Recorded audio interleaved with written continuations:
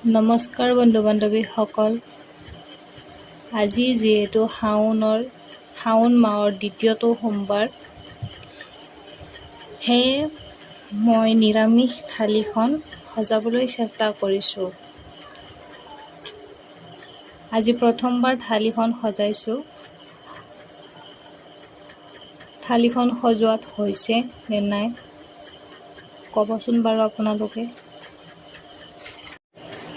এতিয়া মই এই থালিখনৰ দ্বাৰা আজি সোমবাৰৰ ব্ৰতটো শেষ কৰিম।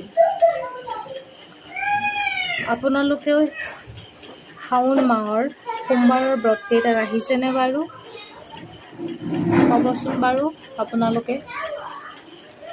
এতিয়া মোৰ থালিখন সজোৱা হৈ গ'ল।